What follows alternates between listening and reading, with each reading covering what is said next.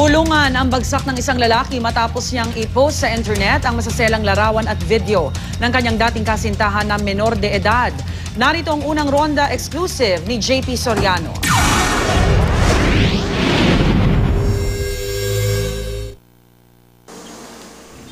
Humingi ng tulong sa CIDG Women and Children Protection Division ang magulang ng 16 na taong gulang na high school student na itago natin sa pangalang May.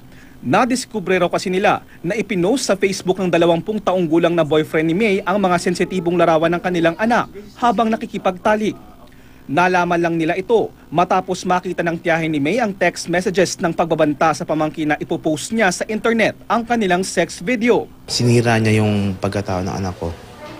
Kasi naramdam mo, galit.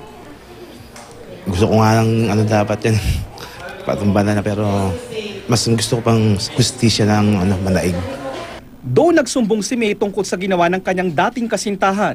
Ang mga maselang larawan, ipinost pa raw ng sospek sa Facebook wall ng ilang kaeskwela ni May. Ipinakita rin nila sa pulisya ang text messages daw ng sospek na nanghihingi ng 12,000 piso kapalitang pagkatanggal ng mga litrato sa internet. Sising-sisi naman raw si May sa pangyayari. Matapos nga maberipika ng CIDG ang reklamo ng biktima, agad nilang itinlano isang entrapment operation laban sa sospek. At dito nga sa May Cubao, naaresto ang sospek matapos ibigay ng biktima ang 12,000 pesos na hinihingi sa kanya. Sa CIDG, agad dumaan sa proseso ang sospek na kinilalang si Juan Rodrigo Mayor. Nado ako sa pinost ko. Pero may dahilan naman lahat kasi yun. Hindi ka ba nagsisisi na ginawa pa yun? Wala, nandun na yun, nangyari na yun. Kaya harapin lang natin. 4 na reklamo ang isasampa laban sa sospek. Ang paglabag sa anti-child pornography law na walang piyansa, paglabag sa anti-child abuse law, anti-voyeurism law at Violence Against Women and Their Children Act. Maging vigilant tayo, sobrang vigilant doon sa mga taong kinakasalamuhan natin at yung kinakarelasyon natin.